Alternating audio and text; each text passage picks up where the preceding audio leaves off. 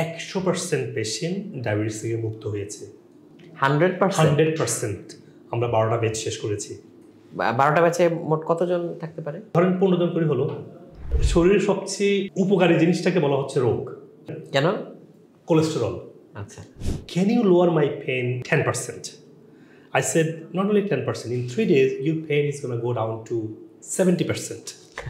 জীবন শেষে আপনার একসময় ছিল পানের বাটা মানুষের বয়সকালে, এখন ওষুধের বাটা নিয়ে মৃত্যুবরণ করতে হয়। একদম রিয়েলিটি।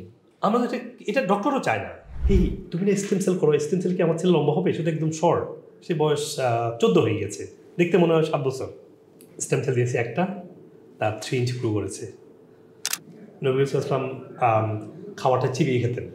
উনি বলছে যে আমার উম্মতটা যদি 40 বার চিবিয়ে খায় তার সুস্থ থাকবে।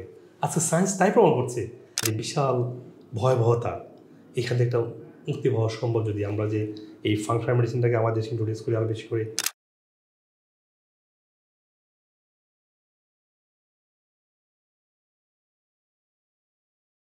প্রিয় দর্শক, আসসালামু আলাইকুম। সবাইকে স্বাগত জানাচ্ছি গল্পগ্রাফির নতুন পর্বে। আজকে আমাদের সাথে একজন বিশেষ অতিথি উপস্থিত আছেন, খ্যাতনামা স্বাস্থ্য বিশেষজ্ঞ ডক্টর মুজিবুল হক। আসসালামু আলাইকুম ভাইয়া। ওয়ালাইকুম আসসালাম রাহমাতুল্লাহ। ভালো আছেন ভাই? আলহামদুলিল্লাহ ভাইয়া, আমি অনেক ভালো আছি। আপনি ভালো আছেন? আলহামদুলিল্লাহ, ভাইয়া অনেক ভালো লাগছে। আপনাকে পেয়ে আমরাও আসলে অনেক আনন্দিত, এবং বিশেষ করে আমি এক্সাইটেড এই কারণে যে আমাদের আজকের যে আলোচনার টপিক এটা কিন্তু অনেক ইন্টারেস্টিং, এবং অনেকেই হয়তো নতুন করে অনেকগুলো বিষয় ভাবতে এবং চিন্তা করতে জানবে।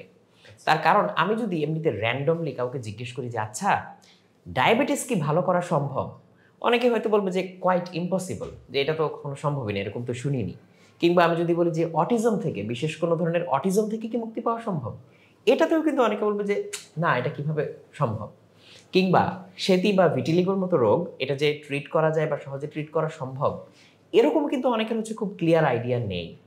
সো আজকে আমরা এই জিনিসগুলো নিয়ে যেহেতু আলোচনা করব, এবং এখানে বেশ ইন্টারেস্টিং কিছু ট্র্যাক চলে আসবে, বিশেষ করে অল্টারনেটিভ মেডিসিন যেগুলো, মেডিসিনাল প্র্যাকটিস যেগুলো, সো এগুলো নিয়ে আমার মনে হয় ভাইয়া মানে সবাই খুব এনজয় করবে।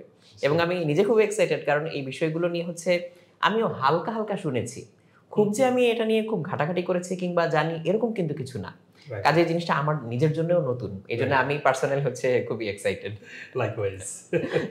ভাইয়া, আমার শুরুতে একটা প্রশ্ন ছিল যে আপনার পড়াশোনা তো শুরু করেছিলেন কেমিস্ট্রি নিয়ে, right right, chemistry, physical chemistry, এই জিনিসগুলো নিয়ে শুরু করেছিলেন, কিন্তু সেখান থেকে এই যে চিকিৎসা সংক্রান্ত বিষয়গুলো, কিন্তু স্বাস্থ্য সংক্রান্ত বিষয়গুলো, এগুলো নিয়ে আপনি কাজ করা শুরু করলেন কবে বা কেন? এই মোটিভেশনটা আসলে কোত্থেকে আসলো? যেটা বলেছেন পড়াশোনা তো হচ্ছে কেমিস্ট্রি নিয়ে। হ্যাঁ হ্যাঁ।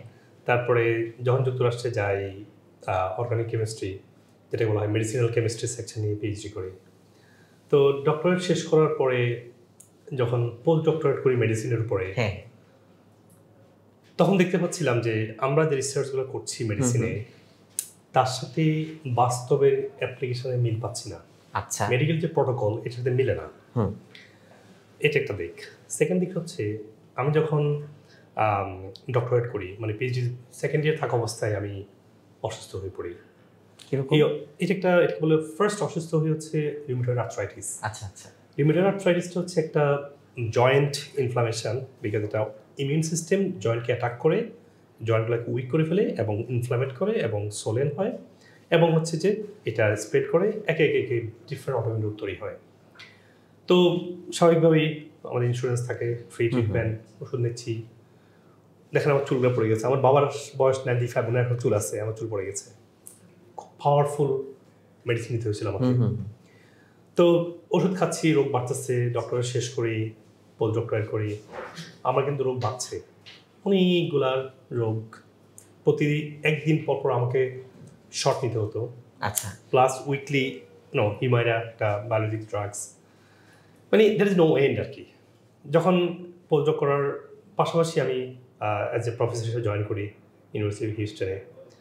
তো বিং প্রফেসর আমি খুবই unable to teach. I couldn't move my hand. I couldn't raise my shoulder in the blackboard. So much swollen and stiffness. তো ডক্টর বলছে যে তোমার অনেকদিন হয়েছে, সময় যাচ্ছে, তুমি অসুস্থতা বাড়ছে, তোমার তো এখন অলমোস্ট 5টা অটোমিউন রোগগুলো, না ওই এক্স্যাক্টলি বলা যায় না আর কি কটা আছে, বলছে অলমোস্ট 5টা অটোমিউন রোগ। তাহলে you have to go handicap. We have no other choice. এই রোগগুলো আসলে হয় কেন, যে অটোইমিউন ডিজিজ যেগুলোকে বলে? এগুলো মূলত দীর্ঘদিনের ট্রমা, স্ট্রেস, লিকি গাট, লাইফস্টাইল এবং রং ডায়েট চয়েস এবং জেনেটিক্যাল হিস্ট্রিও কাজ করে। তো ইন্টারেস্টিং এনাফ, আমি যেহেতু বাঙালি, আমরা খুবই অ্যাম্বিশাস থাকি। বিদেশে পড়াশোনা করতে গিয়েছি, ডক্টরেট করেছি, সবার একটা আশা আমি I will be someone, but doctor want me to be no one. I was like, no, that doesn't work like that. My mind playing, what is something else I can see? হাল ছেড়ে দিব না। Beyond the box, I might get something that, might have, if little light I can see, I can explore and I can support my situation. তারপরে স্বাভাবিকভাবে আমরা Google search করি, তো দেখতে শুরু করি naturopathic doctor, functional medicine doctor, integrative medicine doctor, এগুলো তো কখনো ওয়ার্ডগুলো শুনি নাই আমরা। হ্যাঁ, এগুলো মানে সচরাচর আমরা কিন্তু ডাক্তারের কাছে গেলেও শুনতে পাই না। এগুলো কি মিন করে? এগুলো ধরুন ফাংশনাল মেডিসিন হচ্ছে যে একটা রোগ যখন হয় এটার ফাংশনালিটিস টেস্ট করে, যে কি কি ডিসফাংশন আপনার শরীরের মধ্যে আছে যে আপনার এই রোগটা এসছে। এটার সেপারেট টেস্টিং আছে, যেমন কনভেনশনাল মেডিসিন যেমন টেস্টিং আছে যে 1C সুগারের জন্য, তারপরে হচ্ছে যে আপনার লিভারের জন্য ALT/AST এনজাইম আছে, বা ডিফারেন্ট ডিজিজ বেস টেস্টিং আছে। ফাংশনাল মেডিসিন টেস্ট একটু ডিফারেন্ট, তারা দেখে যে আপনার ব্যাকটেরিয়াল প্রোফাইলটা কেমন, আপনার এনজাইম কেমন আছে শরীরে, মানে ডাইজেশনের জন্য, আপনার অ্যালার্জি রিয়াকশনগুলো কোন কোন ধরনের হচ্ছে, বুঝতে পারছেন, আপনার কোন কোন ইনফেকশন মার্কারটা আপনার ডেভেলপ হচ্ছে, আপনার লিকি গাট মানে গাটের যে কম্পোনেন্টগুলো ঠিকমতো আছে কিনা, নাকি লিকি হয়ে গেছে। তো এই ধরনের জিনিসগুলো টেস্ট করা হয়। এটা কি নর্মাল যে কোনো একটা রোগ হলে আমরা ডাক্তারের কাছে যাই, ডাক্তার একটা প্রেসক্রিপশন লিখে দেয়, এখানে অনেক টেস্টের নাম থাকে, এরকম নর্মাল যে প্যাথোলজিক্যাল ইনভেস্টিগেশন এটার থেকে কি এক্সপেন্সিভ অনেক? এগুলো হচ্ছে আমেরিকার জন্য এক্সপেন্সিভ, বিকজ আমেরিকাতে সব কনভেনশনাল তো ফুললি কভার বাই ইন্স্যুরেন্স, কিন্তু এটা তো ইন্স্যুরেন্স কভার করে না, এটাকে আপনাকে full cash paid. That's why এটা চোখে লাগে যে কোনো ক্লায়েন্টের, যে কোনো পেশেন্টের জন্য। আর এটা কি হচ্ছে মানে এই নর্মাল প্যাথোলজিক্যাল ইনভেস্টিগেশনের চেয়েও এটা কি আরো বিস্তারিত বা সময় সাপেক্ষ, এরকম কোনো ব্যাপার কি আছে? না, এটা more about details of the whole body situation. আচ্ছা, তো ফাংশনাল মেডিসিন পাই, ইন্টিগ্রেটিভ মেডিসিন পাচ্ছি। ইন্টিগ্রেটিভ মেডিসিন তো আমার কাছে খুবই নতুন, কি বলে এটা কি পাচ্ছি, এটা যে আমার হচ্ছে এখানে ব্যথা, আমার নাকি বলছে র খাবার খেতে হবে, র খাবারের সাথে আমার এটাই ব্যথার সম্পর্কটা কোথায়? আচ্ছা, আসলে ইন্টিগ্রেটিভ মেডিসিন হচ্ছে আপনার ডায়েট ঠিক করতে হবে, lifestyle, natural regenerative therapy, stem cell therapy, অনেকগুলো জিনিস কম্বিনেশন মিলেই ইন্টিগ্রেটিভ ট্রিটমেন্ট বলা হয়, সমন্বিত চিকিৎসা যেটা। তো এগুলো দেখতে ন্যাচারোপ্যাথিক ডিগ্রি দেখছি, ন্যাচারোপ্যাথিক ডিগ্রি নিয়ে আমেরিকাতে 5টা বেশ গভর্নমেন্ট ন্যাশনাল ইউনিভার্সিটি আছে। তো দ্যাটস আমাকে একটু আলো দেখাচ্ছে যে দেখি না, এমন কোনো ডক্টর যদি আমাকে কোনো কিছু একটু হেল্প করতে পারে, পেনটা একটু কমাতে পারে, তাও তো আমি মনে হয় আর হ্যান্ডিক্যাপে যেতে হবে না। অ্যাটলিস্ট আমার মানে ডিটোরিয়েট না হোক, তো মেবি আমাকে একটা হ্যান্ডিক্যাপে যাবো। অ্যাজ এ বাংলাদেশি আমরা খুবই লো ফিল করি, আমার সেলফ স্টিম থাকবে না। বিদেশিদের দে ডোন্ট কেয়ার, আমাদের তো ডিফারেন্ট মাইন্ডসেট, আমাদের যারা আমরা যারা বড় হয়েছে বাংলাদেশে, ওদের কাছে যাই, দেখি আমি ভালো হতে শুরু করছি, আমার পেন কমে যাচ্ছে, আমি অনেকগুলো সাপ্লিমেন্ট নিচ্ছি, ডায়েটটা চেঞ্জ করে মানে প্ল্যান বে ডায়েটে আসছি, আমাকে থেরাপি দিচ্ছে, আমি এনার্জি পাচ্ছি, আমি আমার একে একে প্রত্যেকটা কন্ডিশন ইমপ্রুভ হচ্ছে। I was so excited পৃথিবীটাকে। অথচ প্রথমে কিন্তু ডক্টর বলে দিয়েছিল যে না, কাজ হবে না। না, বলছে হ্যান্ডিক্যাপে যেতে হবে, there is no, you are keep getting worse situation, so you have to go handicap. আমরা বলছি don't worry about it, we have a, you are in US, you have a like a full support, you can sleep and eat, and then government will pay you money, like you are full set. I was like, no, that's not what I'm living for, that's not why I came to US, no. So I was improving. When I was taking all the integrative approach of healing, I was improving. At a certain point, I was like, I am very confident that I can go back to myself. যে আমি আমাকে ফিরে পাবো। আলহামদুলিল্লাহ, ধরুন 6 মান্থের মাথায় আমার আঙ্গুল যে বাঁকা ছিল সোজা হয়ে গেছে, আমি বোতাম লাগাতে পারতেছি, আমি দৌড়াতে পারতেছি, সুবহানাল্লাহ, একে একে ইমপ্রুভ হচ্ছে। দেন আমি ভাবলাম যে এই যে চিকিৎসাটা, আমার যে ব্যাকগ্রাউন্ড, যেহেতু আমি মেডিসিনের উপরে আমার পোস্ট ডক্টরেট, আমার মেডিসিনাল কেমিস্ট্রিতে আমার PhD, তো আমার মানে ওয়ার্ল্ডের টপ জার্নাল যারা বলা হয় সায়েন্সের মধ্যে, এটাতে আমার পাবলিকেশন আছে। So I am very confident that আমার যে নলেজটা আমি যে ন্যাচারোপ্যাথি মানে কম্বাইন করি, I can do something better than many other people. কারণ আমি দেখেছি যারা ন্যাচারোপ্যাথ যারা আছে তাদের সায়েন্স বোঝে না, তারা একটু ট্রিটমেন্ট দেয় কিন্তু তারা অতটা সায়েন্স বুঝতেছে না। যেহেতু আমার মেডিসিনের পোস্টডক করার কারণে আমার vigorous study, deeper understanding of the disease, very deep study, of the drug and mechanism of how drug works. That gives me idea that hey, মানুষ তো মানে ইউনিক হতে চায়, so what should I try? এরপর আমি শুরু করি পড়াশোনা। ফার্স্ট শুরু করি হচ্ছে আমি ন্যাচারোপ্যাথ, যেটা বলা হয় হোলিস্টিক ডিগ্রি। তারপর আমি শুরু করি হচ্ছে হার্ভার্ড ইউনিভার্সিটিতে নিউট্রিশন নিয়ে পড়াশোনা করি, ব্যাক ইন 2016-এর কথা বলছি আমি। তারপরে হার্ভার্ড নিউট্রিশন শেষ করার পরে শুরু করি আমি functional medicine under the functional medicine university. তারপর লেসলি গর্ন থেকে আমি ইন্টিগ্রেটেড মেডিসিন পড়ি।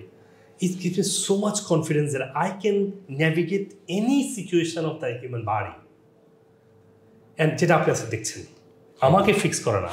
আজকে আপনি যদি দেখেন যে ডক্টর মজিবুল হক, আপনি গুগল করে দেখেন ডক্টর মজিবুল হক লিভার, ডক্টর মজিবুল হক ডায়াবেটিস, ডক্টর মজিবুল হক অটিজম, আপনি কয়েকশো সাকসেস স্টোরি পাবেন, একটাও অ্যাকচুয়াল বাড়িয়ে কমানা। এছাড়া হাজারও আছে যেগুলো খুবই অ্যামেজিং, যেটা মানে একদম মানে মানুষের জন্য গ্রেট এক্সাম্পল হবে।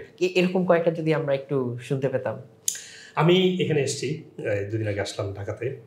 তো এক লোক আমাকে বলতেছে, আমাকে এসে বলতেছে যে ডক্টর হক, আমার এখানে আসার আগে আমার ডায়াবেটিস ছিল 14-15, ইনসুলিন নেওয়া এবং মেটফর্মিন নেওয়ার পরে সুগার কোনো কন্ট্রোল আসতেছে না। 3 দিনের পরে আমার সুগারটা 6 চলে আসছে, 3 দিন পর থেকে আমার কোনো ইনসুলিন লাগে না। এটা কীভাবে সম্ভব? তারপরে উনি বলছে আমি আপনার থেকে ভিডিও করবো। স্যার স্যার স্যার আমি একটু বলতে চাই, আমার কথা একটু মানুষকে একটু বলে দেন। আমি তো রেডি, আমি ঢাকা আসছি 3 দিনের জন্য। হ্যাঁ, আমার সোমবারের ফ্লাইট। তো আমি তো একটা কাজে এসে চলে যাই, আমার তো এইসব সাপোর্ট দেওয়ার জন্য আসি এখানে। আমি যেখানে এখন পেশেন্ট দেখি না। অনেক চাপাচাপি করার পরে আমি বললাম ঠিক আছে আসেন, জাস্ট 3 মিনিট একটা ভিডিও রেকর্ড করলাম, অনেক কথা বলুন। আমি যদি দেখেন যে অটিজম পেশেন্ট দিকে তাকিয়ে দেখেন, আমার যে অ্যাগেন ডিপ স্টাডিটা আমাকে হেল্প করেছে। অটিজম পেশেন্ট যেটা আমি নিজেও ভাবি না যে অটিজম পেশেন্ট ভালো হয়, আপনি যেটা বলেছেন আর কি, আজকে আমার কয়েকশো পেশেন্ট অটিজম থেকে ভালো হয়েছে। আমি একটা এক্সাম্পল দিই। এক ফাদার বললো যে আমার একটা ছেলে আছে, অনেক ভালো হচ্ছে, সে শুনছে। সে আসে বললো আমার একটা ছেলে আছে নিউ ইয়র্কে, তার বাসার উপরে ছাদে মানে বাসার উপর তলায় সে হেভি ডিউটি উইন্ডো এবং ডোর বানিয়েছে। কারণ সে সারাক্ষণ ভাঙচুর করে। ইমাজিন একটা মানুষের শরীরে কত ডিসফাংশন থাকলে সে সব কিছু ভাঙচুর করতেছে তার ঘরের। আপনি কি তাকে ভালো করতে পারবেন? মানে এটা অনেক হয়তো চিন্তাও করবে না যে ভালো করা সম্ভব। তাকে খাবার দিতে পারে, সে মাইক দিবেন, তার খাবার দেন দূর থেকে। একটা অ্যানিমেলের লাইফ আর কি, ডিফিকাল্ট। নর্মাল লাইফে ফিরে আসছে। একটা পেশেন্ট ইব্রাহিম ইসলাম দেখেছেন, যে ইব্রাহিম ইসলাম মানে তাকেও গ্রুপ, এমনকি বলে গ্রুপ হোম বলে, যেখানে ঘরে রাখা যায় না, ভাঙচুর মারামারি করে। তো উনি বলছিলেন যে সিস্টার ফারজানা হয়তো শুনবেন আজকে এই ভিডিওটা। তো উনি বলছেন আপনি সবাইকে আমার নাম্বার দেবেন, মানুষকে বলেন, আমি বলতে চাই। উনি আমার সাথে কথা বলছে ইব্রাহিমের অবস্থা নেই। ইব্রাহিম গ্রুপ হোমে চলে গিয়েছে। তো গ্রুপ হোমে কখন যায়? যখন সে তার সবাইকে মারে, ঘরকে একদম ডেঞ্জারাস, তখন সরকার গ্রুপ হোমে নিয়ে যায়, তাকে চেইন আপ করে মানে শিকলে বন্দি রেখে তাকে খাবার দাবার দেয়, যাতে সে অন্তত মানুষকে হার্ট করতে না পারে। Can you imagine human life living in under the chain? এই জন্য চেঞ্জ অফ ইব্রাহিম আজকে সোশ্যালাইজিং করে। তার মা বলছিল, সিস্টার ফারহানা বলছিল, বলে কি ইব্রাহিমের কাছে কোথাও নিলে বলে মামা hold on, I am talking to my friend. Not only improve, he's socializing with someone. Forget about being in that change. তারপরে কথা বলে, তার কাছে সে আমাকে দেখা করতে আসছে। দেখা করতে এসে বলছে doctor Haque, don't stop giving me your medicine. ঠিক আছে ঠিক আছে, বলে how are you, how is your health now. সে এই আনসারটা তো 20 বার দিয়েছে আমাকে, don't stop giving me your medicine. মানে তো কথা বলতো না, এখন তো কথা বলে, কিন্তু তারপর হচ্ছে যে আনসার দিব, সব কিছু দিব, কিন্তু আমাকে কিন্তু মেডিসিন না দিয়ে এখানে বিদায় করবো না। তো তোমার মেডিসিন আমি এত ভালো ফিল করি যে don't stop giving me your medicine. Stem cell দিয়েছি আর কি, স্টেম সেল সাপ্লিমেন্ট, ডায়েট সব মিলিটা হয়েছে। এরকম অনেক এক্সাম্পল আমি I can go on and on on and on.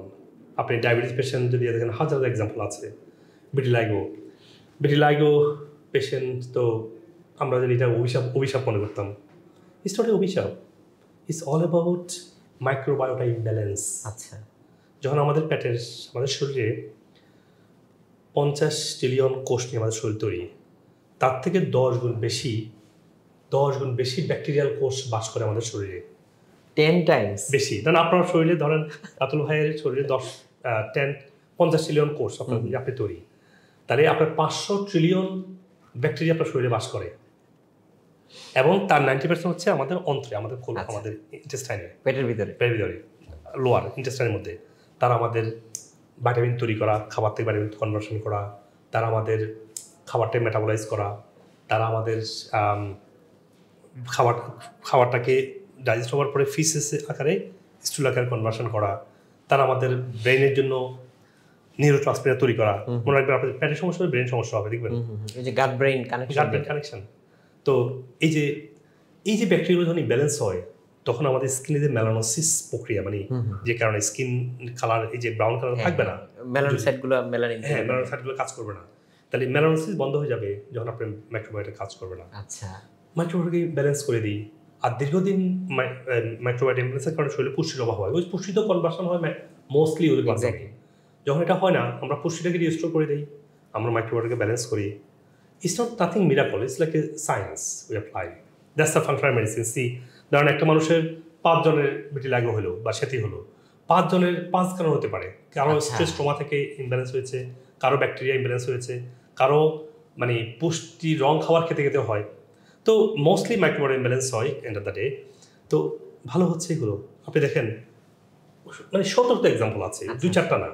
তার মানে এরকম কি বলা যায় যে ফাংশনাল মেডিসিন হচ্ছে যে সিমটমগুলো বা উপরে যা দেখা যায় এইটাকে ট্রিট না করে আগে বের করার চেষ্টা করে যে আসলে কেন হলো এরকম, কোন পাথওয়েটাতে সমস্যা বা কোথায় আসলে প্রবলেম হচ্ছে। তখন হয়তো সিমিংলি দেখা যাবে 5 জনের একই সিমটম, বাট হয়তো 5 জনের কারণ ভিন্ন, চিকিৎসাও ভিন্ন। ইন আদার হ্যান্ড দেখবেন আপনি কনভার্সন সিস্টেম কি করি, সবার জন্য ব্যথা, সবার জন্য নাপা, সবার জন্য paracetamol. So that's the difference আমাদের এখানে। আচ্ছা, এখানে আপনার কথা থেকে একটা জিনিস মনে হলো যে ট্র্যাডিশনাল প্র্যাকটিসের বাইরে, ধরেন যদি বাংলাদেশের পার্সপেক্টিভে বলি, ট্র্যাডিশনাল প্র্যাকটিসের বাইরে আর যা আছে সব কিছুকেই হয় মানে কবিরাজি, না হয় হয়তো ঝাড়ফুঁক, কিংবা হয়তো আয়ুর্বেদ এরকম বলে পাশ কাটিয়ে দেওয়া, হার্বাল, হ্যাঁ এরকম, হ্যাঁ একটা স্টিম দেওয়া হয়। এক্স্যাক্টলি। তো আসলে হচ্ছে মানে অবস্থাটা কেমন যদি আমি বাংলাদেশের কথা চিন্তা করি আর বহির্বিশ্বের কথা যদি চিন্তা করি, ওইখানে ওই প্র্যাকটিসগুলো কেমন জনপ্রিয়? প্র্যাকটিসগুলো খুব বেশি জনপ্রিয় তা না, তবে হচ্ছে এখন। কোভিড আসার পরে আমাদের অনেকের চোখ খুলে দিয়েছে।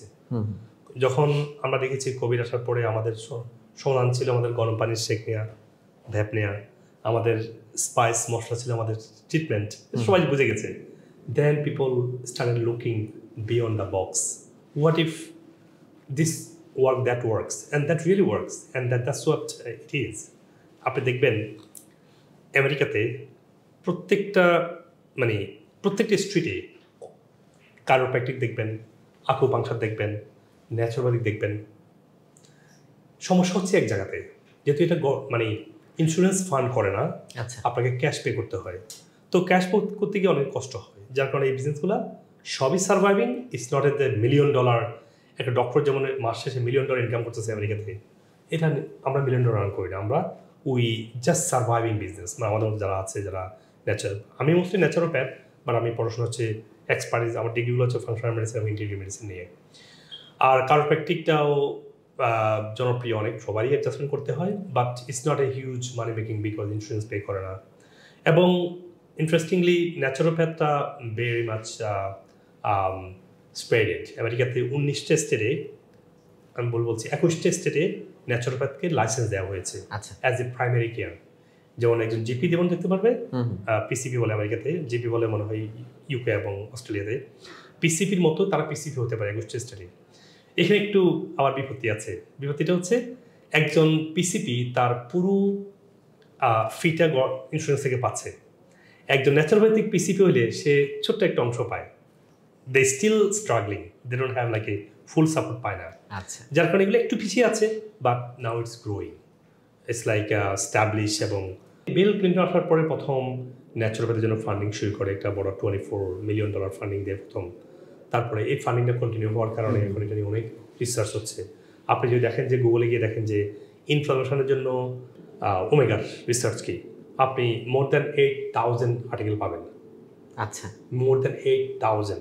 আর আমরা ইনফ্লামেশনের জন্য কী করি, আমরা নাপা খাবো।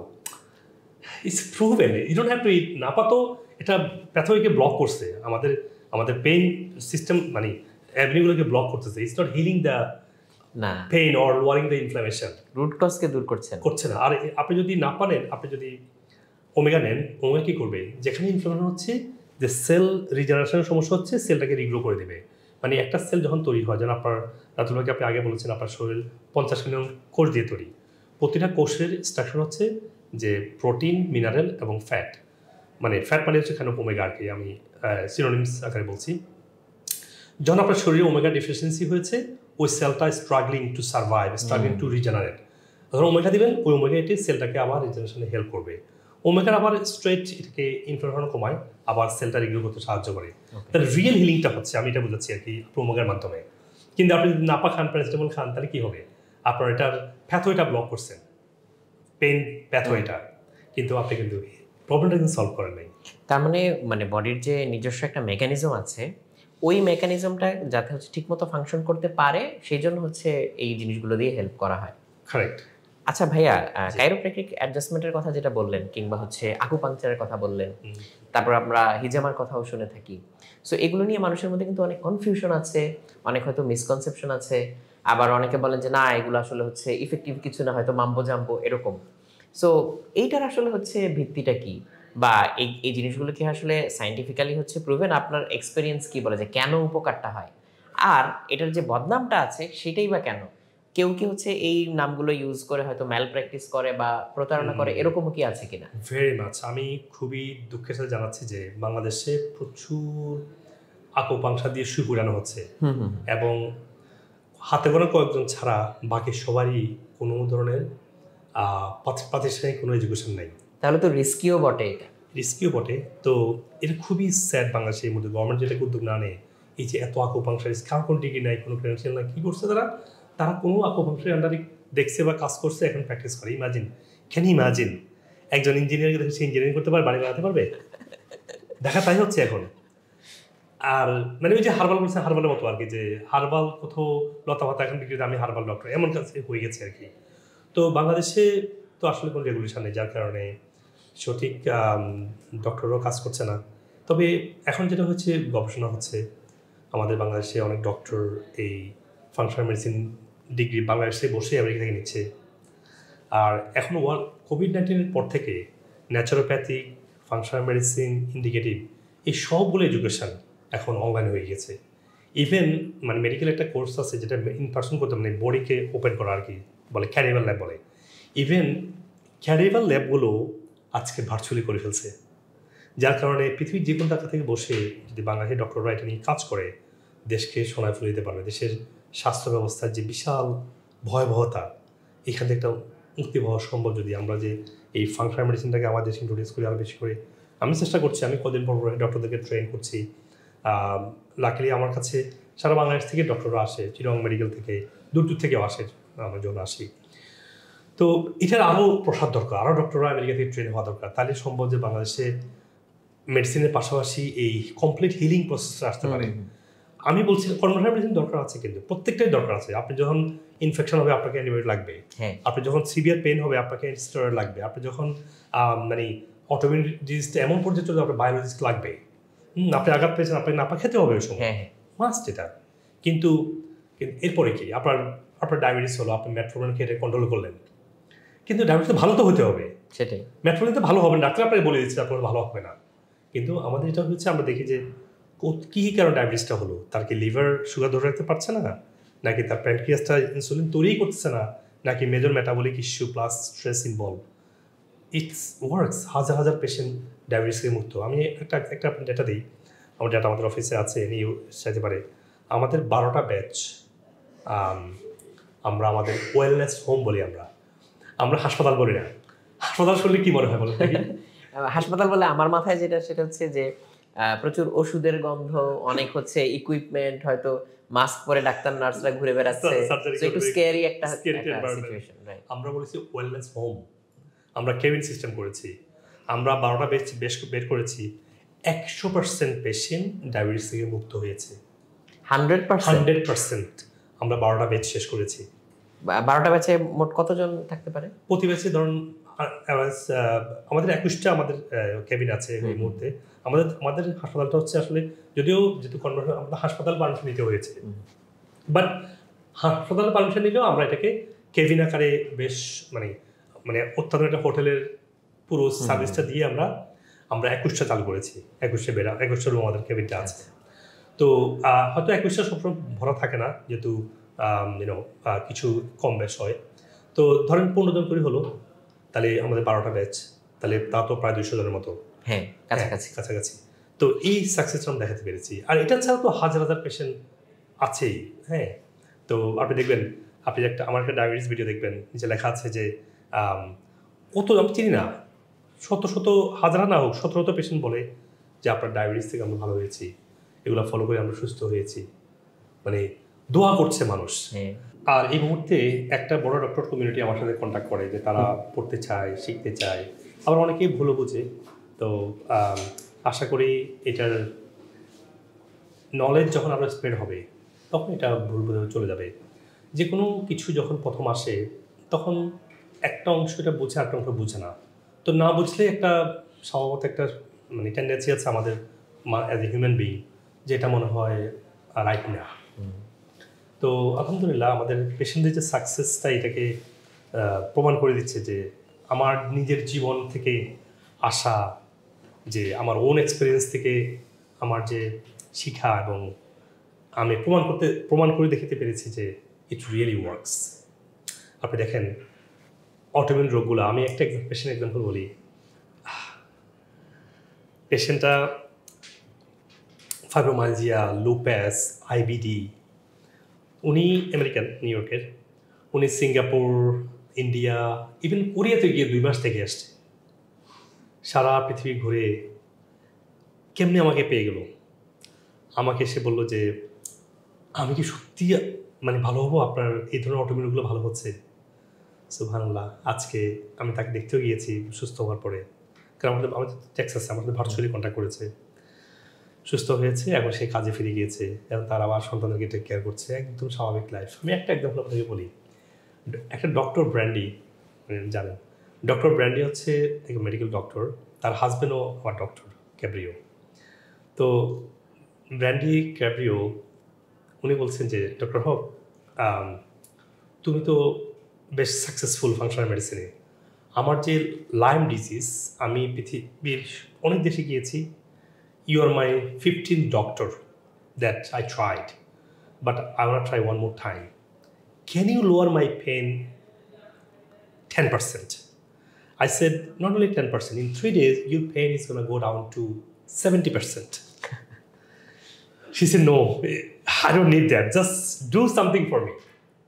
That was the Friday, or Thursday actually. That was Thursday.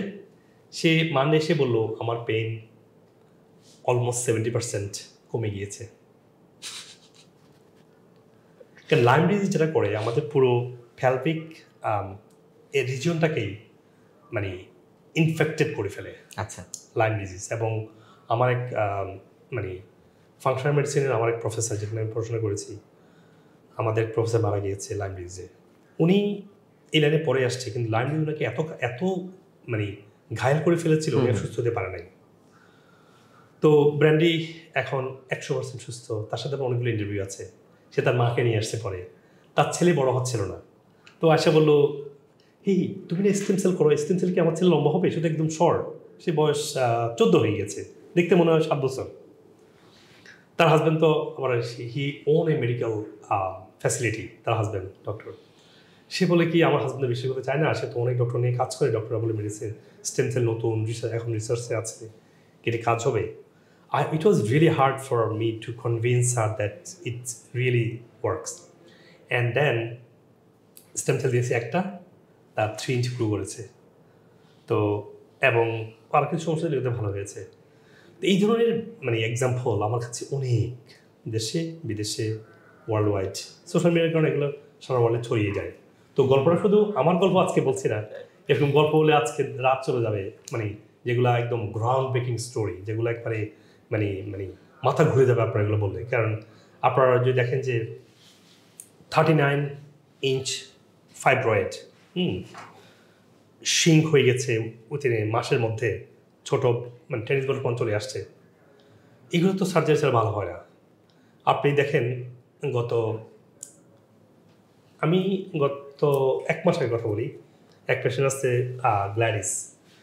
Gladys আমার কাছে আসছে অফিসে, আসে বললো যে ডক্টর হক আমার না পেটটা খালি বড় হয়ে যাচ্ছে, খালি হাঁটতে পারি না, ব্যথা করে, কি করি, আমার লিভার সমস্যা, তুমি আমাকে লিভার জায়গাটা বড় হয়ে যাচ্ছে, আমাকে ট্রিটমেন্ট করো।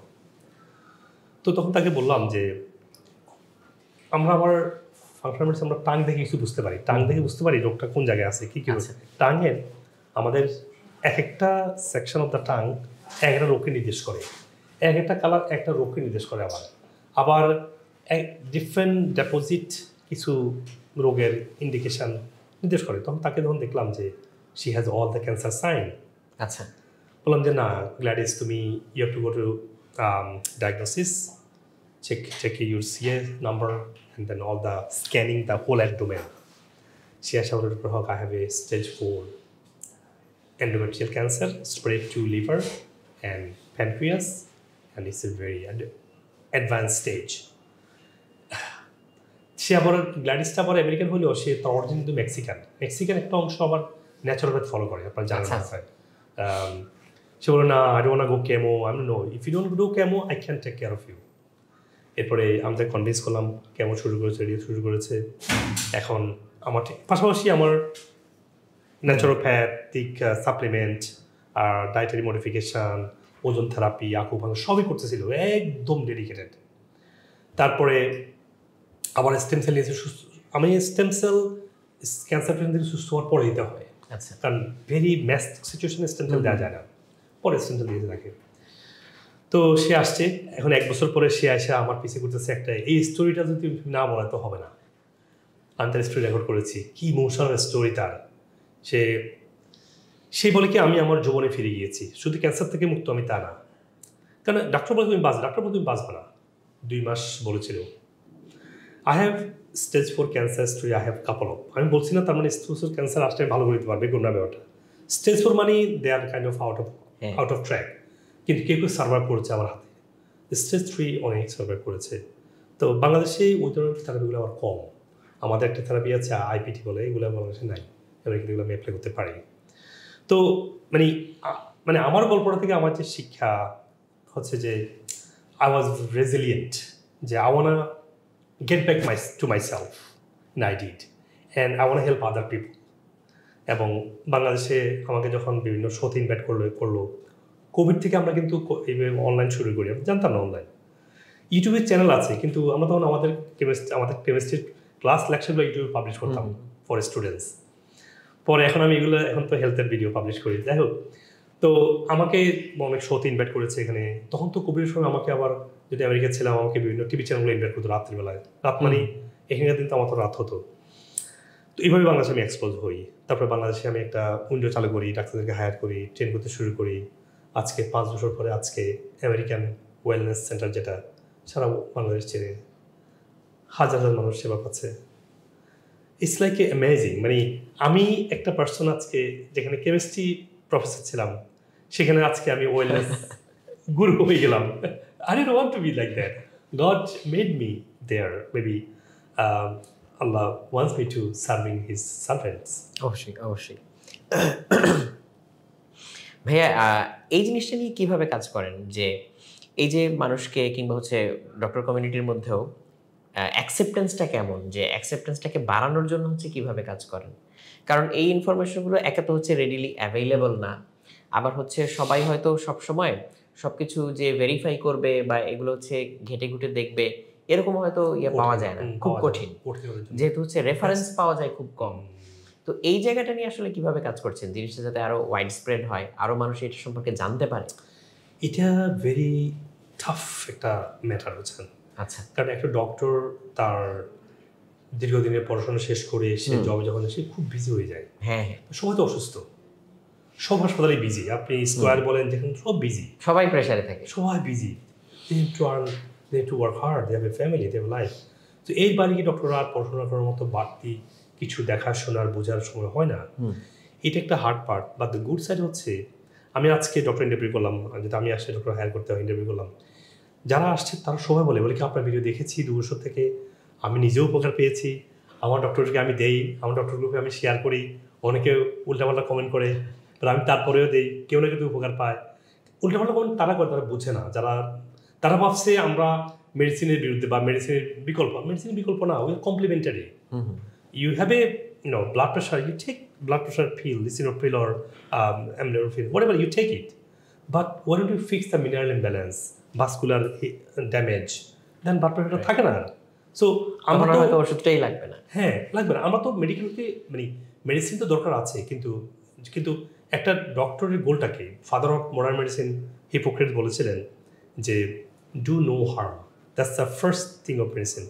আপনি যদি একটা মানুষকে মেডিসিন দিতে মেরে ফেলেন, জীবন শেষে আপনার 100 বছরের পানের বাটা মানুষের বয়সকালে এখন ওষুধের বাটা নিয়ে মৃত্যুবরণ করতে হয়। একদম রিয়েলিটি। আমরা এটা ডক্টরও চায় না। তো এই চাওয়াটা যদি বাস্তব রূপ দিতে চাই, তাহলে আমরা ওষুধের পাশাপাশি যখন আমরা নিজেকে হিলিং করব, আমরা ওষুধের বাটা দিয়ে হাসপাতালে মৃত্যুবরণ করতে হবে না। একটা মানুষ দেখেন জীবনের সব শেষ করে মৃত্যুবরণ করে, গরু বেচে, ঘর বেচে,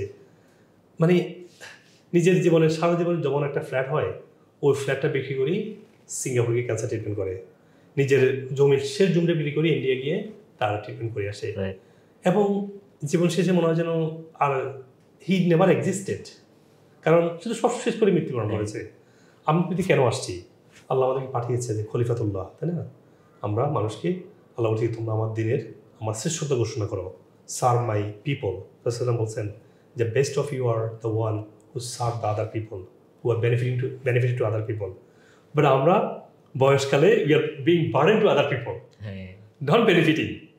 চিন্তা করছি একটা বয়স্ক মানুষ পুরো ফ্যামিলির জন্য বোঝা, এটা তো ছিল না। আপনি সাহাবীদের যদি তাকা দেখেন, সাহাবীরা বৃদ্ধ বয়সে জীবনের শেষ পর্যন্ত মানুষকে সার্ভ দিনের জন্য জিহাদ বলুন, দিনে সার্ভ করে গেছেন। আমার দাদুর কথা বলি, আমার দাদু 110-এর দিকে মারা গেছে। 110? হ্যাঁ। আমি তো একটু কম বেশি বলতে পারি, আমার তো পুরো মনে নাই, 100 ঘরে মারা গিয়েছেন, 100-র উপরে। আমার বাবার বয়স 95, আলহামদুলিল্লাহ। তো জীবন শেষে কি হয়? সব শেষ করে হারিয়ে শূন্যতে মৃত্যুবরণ করে। এটা কি আমরা চাই বলেন? না, একদমই। আমার বাবা আমেরিকাতে যায় প্রথম যায় 2012 সালে, পরে যায় 2015 সালে, যখন আমি আমার ক্লিনিক্যাল প্র্যাকটিস শুরু করি। তো বাবা 26টা মেডিসিন নিত। ব্লাড প্রেশার মেডিসিন 3টা নেওয়ার পরে, 3 টাইপের নেওয়ার পরে ব্লাড প্রেশার কন্ট্রোলে আসছিল না। আমার বাবা এখন আমরা 3 জনের খাবার একাই খেতে পারে। He has no disease, he has no medication. আমি যদি আপনি দেখাতে পারেন ফোনে how my dad looks, he looks better than me, fresh, clean, smiling. আর আপনি যদি দেখেন একটা বয়স্ক মানুষ পড়ে আছে না, বয়স্ক মানুষ কোথায় অসুস্থ হয়ে বিছানায় কাঁচাচ্ছে, ওষুধ নিয়ে ব্যস্ত, কয়েকজন তাকে ওষুধ খাওয়াতে হচ্ছে, কয়েকজন সব ক্লিন করছে। No, that's not what Allah wants. মানুষ বয়স্ক হবে, দেখে নেবে ওয়াইজার, স্মার্টার, দেখে নেবে লাইক এ পিপল তার কাছে যাবে। আপনি দেখেন যখন রাসূলের যুগে অনেক এক্সাম্পল আছে, যারা মৃত্যু সাহাবী খুঁজতো, কে বয়স্ক লোক আছে ওই এলাকায়, তার কাছে হাদিস সংগ্রহ করতো, তার কাছে গিয়ে নবীজির গল্পগুলো শুনতো, কোনো কিছু নতুন নলেজ আছে কিনা, একটা বিপদে পড়ছে তার উইজডম সংগ্রহ করতো। আর আমাদের লাগে যে একটা বয়স্ক হয় তাদের সবার আগে বুড়া মানুষ। That's not what we suppose to be. We will be smarter, wiser, stronger, হ্যাঁ, upper hand to the people. কিন্তু আজকে উল্টো দিকে আমরা হাঁটছি। বয়স হচ্ছে, বয়স 40 হবে আপনার ব্লাড প্রেশার হতে হবে, ডায়াবেটিস হবে, ডায়াবেটিস তো হয়েছে বয়স। আমাদের লাইফস্টাইলের কারণে আমরা নিজেরাই নিজেদেরকে অবসলিট বানাই ফেলতেছি। অফকোর্স আপনি কি দেখেন আমরা কি খাচ্ছি বাড়ি গিয়ে, সিঙ্গারা, সমোসা, পেঁয়াজু। আচ্ছা, আমরা কি এটা খেয়ে বড় হয়েছি? সকালে ঘুম থেকে আমরা কি পরোটা খাইছি? না, মুড়ি খেয়েছি, চিড়া খেয়েছি, আর কি খেয়েছি, ছোলা খেয়েছি। আমরা তো ফেনী এলাকায় আমরা খোলার জাই পিঠা বলে, খোলার জাই পিঠা খেয়েছি। এর বাইরে আর কি খাবার খেয়েছি মনে পড়ে না। আর এখন বাচ্চারা কি খাবে? Sandwich, singara, French fry, pizza, burger, processed food, মানে আলট্রা প্রসেসড ফুড। দারুণ একটা বিল্ডিং আছে, পুরো বিল্ডিংয়ে চিকেন ফ্রাইড দোকান, প্রতিটা ফ্লোরে। কি চলছে রে ভাইয়া, বুঝছেন? এবং সায়েন্স আমাদের আমেরিকান ন্যাশনাল হেলথ ইনস্টিটিউট বলছে যে fry meat has a top carcinogens, মানে যেটা ক্যান্সার কজিং, কারণ এটা HCA বলে, টপ কার্সিনোজেন্স তৈরি করে এই ধরনের ফ্রাই মিটগুলো।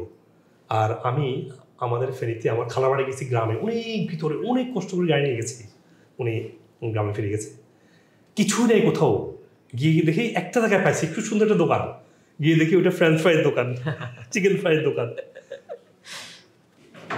এই হচ্ছে, তাহলে আমরা আমাদের শরীরের যে কোষগুলো আছে না, যেন আপনার রদুল ভাই 50 মিলিয়ন কোষ কি দিয়ে তৈরি? প্রোটিন, ফ্যাট, মিনারেল, আদার নিউট্রিয়েন্টস। আপনি যদি খেতে বসছেন, আপনি এখানে চিকেন ফ্রাই খাচ্ছেন, চিকেন, এখানে ভাত, এখানে রুটি, you getting some carbohydrate and some toxic fat, burn fat. একটা বার্ন ডিফেক্টিভ ফ্যাট কীভাবে আপনার হেলথি টিস্যু তৈরি করবে বলুন তো? সেটাই, কারণ প্রতি মুহূর্তে আমাদের সেল কোষ ভেঙে যাচ্ছে, প্রতি মুহূর্তে কোষ তৈরি হচ্ছে, রিপ্লেনিশ করতে হবে। তো এই কোষটা কি তৈরি হচ্ছে? খাবার থেকে তৈরি হচ্ছে। আমরা যদি রং ইনগ্রেডিয়েন্ট দিই, তা রং কোষ তৈরি হচ্ছে না। রং কোষ কি অসুস্থ না? তো অসুস্থ কোষে অসুস্থ রোগ হবে, নাম দিব ডায়াবেটিস, নাম দিব এটা। এখন 11,500 রোগ নাম দেওয়া হয়েছে, প্রতি বছর প্রায় 800, প্রতি বছর না, গত কয়েক বছর প্রায় 807টা রোগ দেখলাম, যারা দেখলাম আমি, অ্যাড হয়েছে, আরও অ্যাড হবে, নতুন ড্রাগ অ্যাড হবে। এরকম কথা, সাইকেল চলতে থাকে। রোগ তো কিন্তু একটাই, রোগ কিন্তু একটা, আপনার কোষটা ডিফেক্টিভ, কোষটা অসুস্থ, ফাংশন করতে পারছে না, ফাংশন করতে পারছেন, থ্যাংক ইউ। এবং এটাকেই ফাংশনিং আনতে হবে আমাদের। আমরা অসুস্থ হয়, আমরা কি করি? ধরেন আপনার গাড়ি চালাচ্ছেন, যখন ইঞ্জিন লাইট আসে, কি করবেন আপনি? আপনি কি ইঞ্জিন লাইটটা বন্ধ করুন, নাকি দেখবেন যে ইঞ্জিনের কোথায় সমস্যা? কিন্তু আমরা তা করছি না, ইঞ্জিন লাইটটা আমরা টেপ করে দিচ্ছি, হ্যাঁ, আমরা মানে ব্যান্ডেজ করে দিচ্ছি রোগটাকে। ও ব্লাড প্রেশার হচ্ছে, এই গ্লিসিরোপিল খেয়ে এটা কন্ট্রোলে আছে, হুট করে স্ট্রোক করে ফেলছে। আমি একটা ফ্রেন্ড এক্সাম্পল দিই, আপনি যদি গল্পগ্রাফি আছে, আমার নামে নাম মোহাম্মদ হক নাম, I was like, man, your name is Mohammad হক। উনি ফিলাডেলফিয়া থেকে আসছে, মেজর স্ট্রোক, মানে এমন স্ট্রোক করেছে পুরো শরীর ঠোঁটে কলাপস করে ফেলছে, মুখটা এভাবে কথা বলতে পারে, আর কিছু করতে পারে না। তো তার ওয়াইফ আমাকে বলছে, ডক্টর হক, এখন ওনার নাম মোহাম্মদ হক, ডক্টর হক, আমার হাজব্যান্ড 37 ইয়ার্স ধরে এই কমিউনিটিকে সার্ভ করেছে, ডক্টরের, উনি একজন কার্ডিওলজিস্ট, উনি কেন সেই কার্ডিওলজিক্যাল ইস্যুতে ভুগলো? উনি কেন কার্ডিওভাস্কুলার ডিজিজে বসে উনি স্ট্রোক করলো? আমি বললাম যে আমরা জানি কিছু একটা পাবো, বললাম যে ঠিক আছে, আনসার দিচ্ছি, আপনি আমাকে একটু হেল্প করেন, আনসারটা আমি দিচ্ছি। ওনার স্বাস্থ্যে কী সমস্যা ছিল? না, কোনো সমস্যা ছিল না। তো বললাম ওষুধ খেত? হ্যাঁ, ওষুধ তো খেত। কী ওষুধ খেত? উনি কোলেস্ট্রলের ওষুধ খেত আর ব্লাড প্রেশার ওষুধ খেত। আমি বলি, আপনি আমার ভিডিও শোনেন নাই? এতবার বলেছি, এত ভিডিওতে বলেছি যে কোলেস্ট্রল ওষুধ যে খাবে, ব্লাড প্রেশারের ওষুধ যে খাবে, আপনি তো ব্লাড প্রেশার বন্ধ করছেন না, তাহলে তার স্ট্রোকই তার একমাত্র পথ।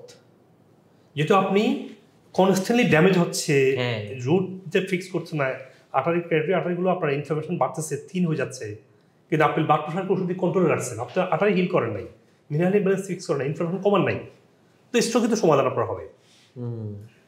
উনি তো অবাক শুনে, উনি অবাক হয়েছে, উনার অবাক দেখে আমি অবাক হয়েছি, অতটা অবাক হয়নি। That's the how they are trained. এবং এই ধরনের স্ট্রোক করে যখন প্যারালাইজড হয়, ফিরে আসা যায়, একটু ইমপ্রুভ হয়, পুরো ফিরে আসে না, কারণ শেষ তো, সব ভাস্কুলারগুলো মানে ভেনগুলো ড্যামেজ হয়ে গিয়েছে। তো এই ধরনের গল্পগুলো শেষ করতে পারবো না, গল্পগ্রাফি যদিও। তো ভালো না, আসলে আমাদের লাইফস্টাইল আমাদের সব শেষ করে দিয়েছে।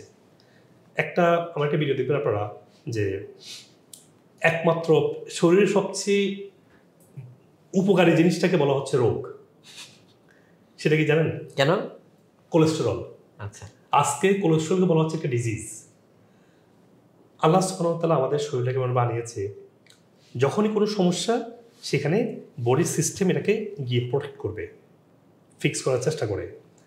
আমাদের লিভার কোলেস্টেরল তৈরি করে, যখনই কোনো ইনফ্লামেশন হয়, ইমব্যালেন্স হয়, কোন ধরনের ইনফেকশন হয়, কোন ধরনের ডিফেক্টিভ টিস্যু পায়, এটা হিলিং করতে যায়, লিভার তৈরি করে কোলেস্টেরল। স্যাডলি এটা আমাদেরকে শেখানো হয়েছে অনেক, মানে বইতে লেখা আছে যে কোলেস্টেরল খাবার খেলে, চিংড়ি খেলে, মাংস খেলে, এটা গিয়ে কোলেস্টেরলে পরিণত হয়। অ্যাজ ইফ লাইক 1 যোগ করলে 2 হয়। এখানে এভাবে হয় না। আমরা যখন খাবারটা খাই, আমাদের যে খাবারটা শুরু থেকে শেষ পর্যন্ত হয়, যে front to back door 35 feet long একটা জার্নি, একটা টেনিস কোর্টের সমান। টেনিস কোর্ট 35, এটা 35। এত লম্বা জার্নি খাবারটাকে পাড়ে দিতে হয় to eat, digest and metabolise. এখন আমাদেরকে বলা হয়েছে কি খাবারটা খাওয়ার পরে এটাকে কোলেস্ট্রলে চলে যাবে। নো, হজম হবে আগে এই ফ্যাটটা বা চিংড়িটা, হজম হয়ে এটা অ্যাবজর্ব হবে। যদি অ্যাবজর্ব হওয়ার পরে লিভার এটাকে দেখবে এটা সে কী ধরনের নিউট্রিয়েন্ট বা কী ধরনের কম্পোনেন্ট তৈরি করতে হবে। এখন চিন্তা করছেন কোলেস্ট্রল নাকি খাওয়ার থেকে কোলেস্ট্রল হচ্ছে।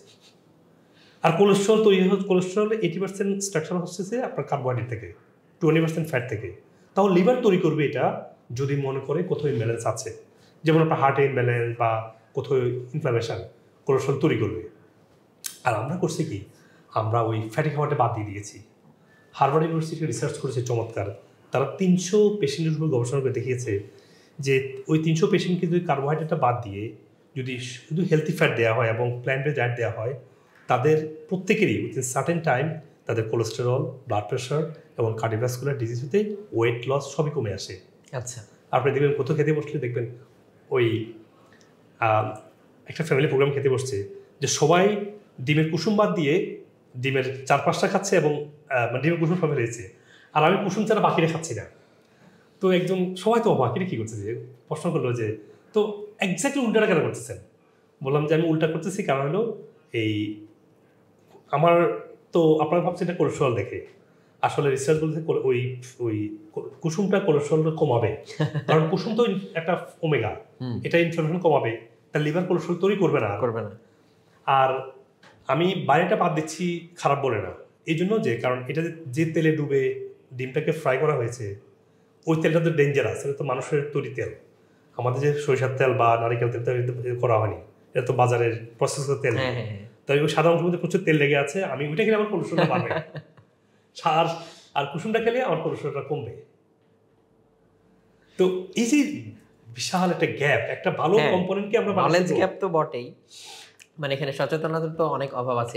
এই পয়েন্টটাই আমি জানতে চাচ্ছিলাম যে আমি তো একজন সাধারণ মানুষ, আমার তো হচ্ছে মেডিসিনাল নলেজ নাই। সো আমি আসলে হচ্ছে আমার লাইফটা যাতে ঠিকমতো লিড করতে পারি, এই খাবারগুলো ঠিকমতো যাতে দেখতে পারি, বুঝতে পারি বা বেছে বেছে খেতে পারি, আমার আসলে কি করণীয় আছে? যে আমি আসলে কোথায় নলেজ সিক করব, ইনফরমেশন সিক করব?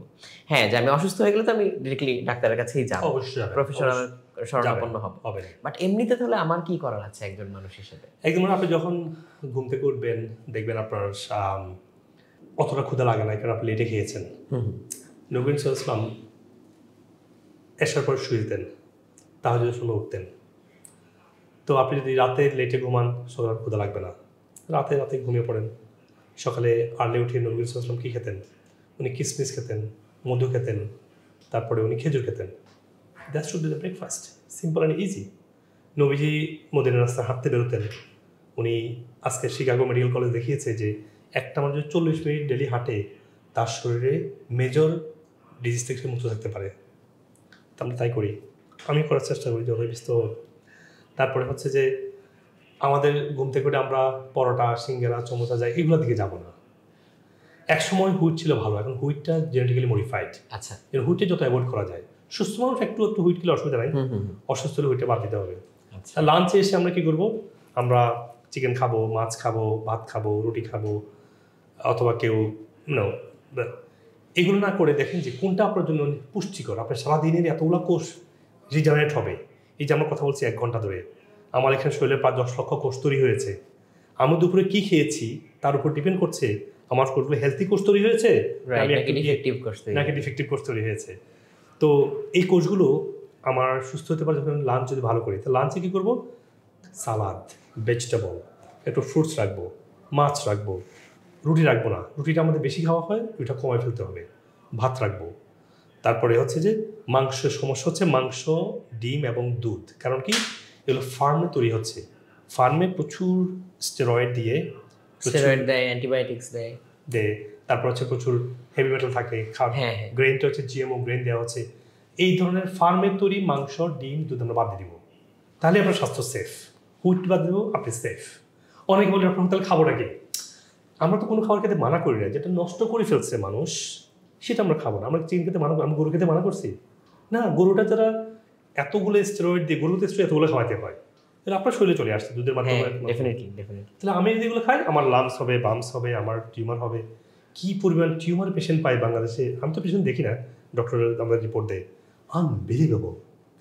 মানে টিউমার এত কেন বড় হচ্ছে, ওই যে স্টেরয়েড এগুলা টিস্যুকে বড় করে দিচ্ছে, এটা টিউমার তৈরি হচ্ছে। টিউমার তো একটা ইটস একটা টিস্যু, একটা কোষ, স্টেরয়েড গ্রোথ হরমোন কারণে বড় হচ্ছে। তাহলে আপনি এটা খেলে আপনি সেফ। ডিনার এসে নবী সাল্লাল্লাহু আর্লি খেতেন, আমরাও আর্লি খাই, আসার পর শুয়ে পড়ি। কিন্তু একটা বড় সমস্যা হচ্ছে আমরা morning snacks, mid day snacks, evening snacks, that's was not the culture that we grew up. And নবী সাল্লাল্লাহু আলাইহি খেতেন না, সায়েন্স যেটা সাপোর্ট করে না। We need to give certain time fasting, cleansing time. ধরেন আপনাদের এত বড় 12,000 স্টাফের একটা অফিস, আমি জানি এটা 12,000, আমি ওয়াজ অ্যামেজড টু হিয়ার, আলহামদুলিল্লাহ, মে আল্লাহ গিভ বারাকা অন ইউর বিজনেস। ইমাজিন আপনি এখানে একদম 24/7 কাজ করছেন, অফিসটা কি ক্লিন থাকবে অফিসটা? No, you go to home, জেনিটররা ক্লিন করছে, কালকে আবার মানে স্যানিটাইজ করছে, ক্লিন কাজ করছে। You have to do like that. কিন্তু আমরা করছি কি খাওয়া খাওয়া খাওয়া খাওয়া, নো, ব্রেক, খাওয়া খাওয়া break, that should be the human being supposed to be, then that will really work like a magic. Because body খাবে, এটা অ্যাবজর্ব করে মেটাবলাইজ করবে, আবার ক্লিন করবে, দেন আবার রেডি হবে। তাহলে ফাস্টিং করার সময় আমাদের এতবার খাওয়ার দরকার নেই। নবী করিম সাল্লাল্লাহু আলাইহি ওয়াসাল্লাম কয়বার খেয়েছেন? উনিও এটা ওটা খেয়েছেন, আর একটা মিল খেতেন, বেশিরভাগ হাদিসে আমরা তাই পাই। নবী সাল্লাম পেটের 1/3 খেতেন। তো নবী সাল্লাম অনেক সময় খাবার খেতেন। নবী সাল্লাম খাবারটা চিবিয়ে খেতেন। উনি বলছে যে আমার উম্মতটা যদি 40 বার চিবিয়ে খায় তার সুস্থ থাকবে। আচ্ছা, সায়েন্স তাই প্রমাণ করছে। আমরা এই খাবারটা চিবিয়ে খাই, আমাদের ডাইজেস্টিভ জুস তৈরি হবে, হজম হবে, কারণ কার্বোহাইড্রেটের জন্য লাগে অ্যামাইলেজ। অ্যামাইলেজ তৈরি হয় শুধু এখানে, অ্যামাইলেজ এখানে তৈরি হয় না। তাহলে ইমাজিন আপনি রুটি বা ভাত বা খাচ্ছেন, আম্মু গিলে ফেলছেন, তাহলে এখানে গিয়ে হজম হবে না, বলে কি এই গ্যাস এইটা সেটা। সো হাদিস সমাধান, সায়েন্স আজকে ব্যাকটা, উই ডোন্ট নিড টু ব্যাকটা বাই সায়েন্স। হাদিস ইজ আল্লাহ সুবহানাহু ওয়া তাআলা, sending he is the uswatul hasana, he is the best example for a human being. আল্লাহ বলছেন যে if you want to be successful in kuntum tuhibbunallah fattabi'uni, আল্লাহ বলছে তুমি যদি আল্লাহকে ভালোবাসো তাহলে আমাকে ফলো করবে, নবীকে ফলো করো। তো আমরা নবীকে যদি নবী ফলো করতে পারি, উনি হাদিসগুলো অ্যাপ্লাই করতে পারি, উনি কীভাবে খেতেন, কী খেতেন, দ্যাটস দ্য সলিউশন। আল্লাহ বলছে যে যারা মুখতালিফা, যেটা গুঁড়ো হয় তোমরা এগুলো খাও। হ্যাঁ, তারপর হচ্ছে যে মানে ফলমূল শাকসবজি তোমাদের মেইন খাবার। হ্যাঁ, আলহামদুলিল্লাহ আজকে এক সময় ছিল কোথাও অফিসে গেলে কি আমার সিঙ্গারা চমচা আছে না, আপনারা কি দিয়েছেন আজকে আমি দেখেছি, ফ্রুটস, হানি, আর কি ছিল নাটস। সো ইউসি আপনি যে বলছেন যে পরিস্থিতি চেঞ্জ হচ্ছে কিনা, চেঞ্জ হচ্ছে তো। চেঞ্জ না হলে আজকে আমরা এই স্ন্যাক্স পেতাম না। আমরা শিখে, আমি যদি খুব ভিআইপি কিছু হতাম, নিশ্চয়ই আমার জন্য একটু মোগলাই, একটু বিগ চিকেন আনতেন, যদি এখন থেকে 10 years আগে যেটা হতো আর রাইট। সো ভালো, ইট ওয়ার্কস। আমরা যে দূর থেকে হলেও কথা বলি, থিংস আর ওয়ার্কিং আসলে। তো আমরা এক সময় তো ব্যক্তি পর্যায়ে সচেতন হই, কে কতগুলো না হলো আমরা ভালো মুসলিম হতে পারবো। আমরা মনে রাখবেন, আপনি ভালো স্বাস্থ্য ঠিক না থাকে আপনি ভালো মুসলিম হতে পারবেন না। আপনি ঘুমাইতে পারবেন না, সকালে তাহাজ্জুদ কিভাবে পড়বেন? এক্স্যাক্টলি। আপনি ফজর করতে পারবেন না, তাহাজ্জুদ তো পড়ার কথা, কারণ আপনি রাতে ঘুমাইতে পারেন না, ঘুমে আসতেছে না। তো ঘুমাবে কখন? আপনার যদি শরীরে যদি ইনফ্লামেশন থাকে ঘুমাতে পারবেন না, কারণ বডি যদি খাবার হজম না হয়, it's gonna make a lot of leaky gut তৈরি করে পুরো শরীরে, প্রোটিন স্ট্রেসড আউট হয়ে যাবে পুরো বডি, এবং এখান থেকে রোগ তৈরি হবে, স্ট্রেস থেকে মেটাবলিক থেকে রোগ তৈরি হবে। আজকে পৃথিবীতে মানে 50% মানুষ আপনার গ্যাস্ট্রিক ফিল নিচ্ছে। হ্যাঁ, এটা কথা ছিল না। পৃথিবীর অর্ধেক অ্যাডল্ট আছে ডায়াবেটিসে আক্রান্ত, বাংলাদেশে নাকি এটা আরও বেশি, অর্ধেকের বেশি অ্যাডল্ট ডায়াবেটিসে আক্রান্ত।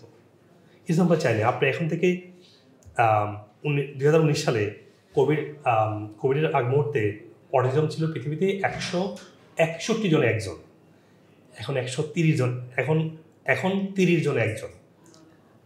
খেলে ইমাজিন, মানে এত চেঞ্জ।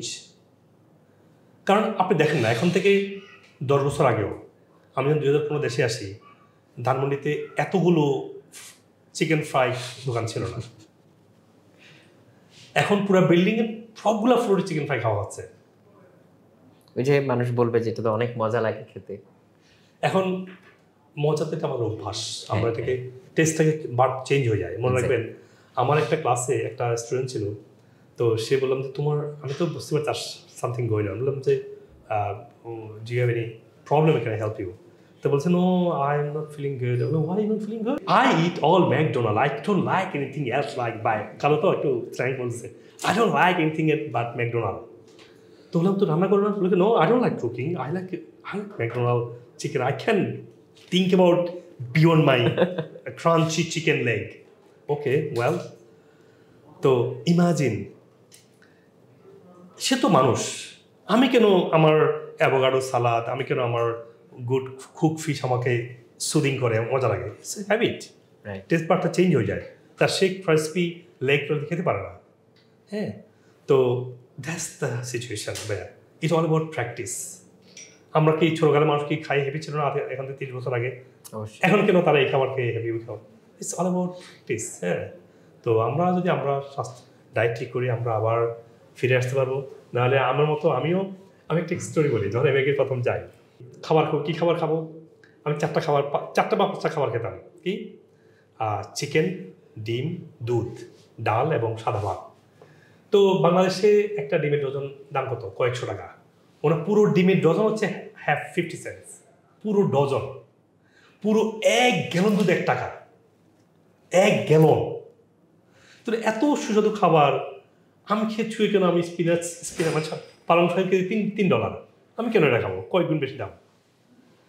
আমরা কেউ বুঝি না যে কোনটা nutritious, we don't have a knowledge. কিন্তু আমরা শিখে এসেছি যেটা সুস্বাদু এটাই আমার খাবার। আপনি খাচ্ছেন ফ্রেঞ্চ ফ্রাই বা চিকেন ফ্রাই, আমি খাবো, because that's how we grow. But if we educate ourselves, we know what to eat. We can fix our body. We can get back to our health. We can be disease free. If I get disease free, I can serve my family. একটা মানুষ সুস্থ 3 generation suffer করতে হয়। আসলে genetical ডিসপোজিশনটা generation চলে যায়। এখন একটা রোগ যখন এই পর্যায়ে চলে, তখন আমার স্টেম সেল লাগে। স্টেম সেল তো আপনার জানেন একটা নিউ ইনভেনশন। এটার মাধ্যমে একটা এই যে অটিজমগুলো, কিডনি, বাংলাদেশে 3 কোটি কিডনি রোগী, জানেন? 3 কোটি? 3 কোটি। প্রত্যেকে দেখলাম, আমি বড় হেডলাইন ছিল, আমি দেখে আসি, গত বছর দেখলাম এটা, বাংলাদেশে 3 কোটি কিডনি রোগী। লাস্ট স্টেজ না, সার্টেন স্টেজ। এখন এদেরকে স্টেম সেল ছাড়া হবে না। স্টেম সেল যে দাম, আপনি কজনকে দিবেন? এটা সম্ভব না। You have to go back to health. হ্যাঁ, স্টেম সেল অনেকে অ্যাফোর্ড করতেছে কিডনির জন্য বা অটিজমের জন্য, কিন্তু it's a developing country. So we have to work on our diet, we have to improve our lifestyle. সাপ্লিমেন্টগুলো আমরা আমেরিকান খুব দামি এগুলো, কিন্তু if you don't fix our self, nowhere, কাজ হবে না। না, অনেক কিছু ভাই আপনার কথা থেকে জানতে পারলাম এবং একটা নতুন পার্সপেক্টিভ তৈরি হলো এই জিনিসটা নিয়ে। আমার মনে হয় এই জন্যই আসলে হচ্ছে এই কথাগুলো বেশি বেশি বলা দরকার, এবং মানুষ যত শুনবে এই জিনিসগুলো সম্পর্কে জানবে, তত তো সচেতনতার একটা হচ্ছে জোয়ার তৈরি হবে। তো এই জন্য আমার মনে হয় যে এই জিনিসগুলো নিয়ে আমাদের বেশি বেশি করে কথা বলা দরকার। তো প্রিয় দর্শক, আমরা তো এতক্ষণ ধরে ভাইয়ের সাথে জিনিসগুলো নিয়ে কথা বললাম। আমি নিজে পার্সোনালি অনেক কিছু জেনেছি, আপনারাও হয়তো অনেক কিছু নতুন জেনেছেন। তো এখান থেকে আপনাদের নিজেদের জানার মতো যে পয়েন্টসগুলো তৈরি হয়েছে, আপনারা নিজেরা যা যা জেনেছেন, যদি কষ্ট করে একটু কমেন্টসে আমাদেরকে পয়েন্ট আকারে লিখে দেন যে আজকে এই এপিসোডটা থেকে আমরা এই জিনিসটা জেনেছি, তাহলে আমরা অনেক কৃতজ্ঞ বোধ করব। আর ভাইয়ার কাছে যদি কোনো স্পেসিফিক প্রশ্ন থাকে, আপনাদের মনে যদি কোনো কোশ্চেন এসে থাকে, সেটাও আপনারা হচ্ছে কমেন্টে লিখতে পারেন, কাজেই আমরা পরে চাইলে ফলো আপ করতে পারবো। একটা জিনিস হচ্ছে, আমি তো আজকে আমার যে হার্বার্ড এডুকেশন, আমার যে ডক্টরেট মেডিসিনের উপরে, মেডিসিনাল কেমিস্ট্রি বা মেডিসিন ফাংশনাল ইন্ডিকেটিভ, এত লেখাপড়া, এত রিসার্চ, এত কিছু তো আমি সম্ভব না। আমি 2টা বই লিখেছি, একটা হচ্ছে ফুড অ্যাজ এ মেডিসিন, আর হচ্ছে হিলিং উইথ ইন্ডিকেটিভ অ্যাপ্রোচ। আপনার বইগুলো পড়ে, আমার ওয়েবসাইট বইগুলো আছে। এখন আমার তো কয়েক হাজার ভিডিও আছে, আপনি ডায়াবেটিসের উপর কয়েকশো ভিডিও আছে, হাজার হাজার পেশেন্ট শুধু ভিডিও দেখে ভালো হয়েছে। তো যদি আজকে তো সব বলা সম্ভব না, যদি এগুলো দেখে ভালো হয়, এটাই আমার প্রাপ্তি, যে আল্লাহ তাআলা যদি আমার কাজগুলোকে কবুল করে এবং মানুষ সুস্থ হয়, একটা পূর্ণ স্বাভাবিক ফিরে আসতে পারে, দ্যাটস মাই অ্যাচিভমেন্ট। ইনশাআল্লাহ, অবশ্যই ভাইয়া আমার জন্য দোয়া করবেন। অবশ্যই ভাইয়া, দোয়া তো অবশ্যই থাকবে। আপনাকে আবারও ধন্যবাদ আজকে আমাদেরকে এই সময়টা দেওয়ার জন্য, এবং দর্শক আপনাকেও ধন্যবাদ আমাদের সাথে এই সময়টা কাটানোর জন্য। ভাইয়াকে ধন্যবাদ দিয়ে আমরা আজকে অনুষ্ঠানটা এখানে শেষ করছি। ইনশাআল্লাহ পরবর্তী পর্বে আবার দেখা হবে। আসসালামু আলাইকুম। Thank you.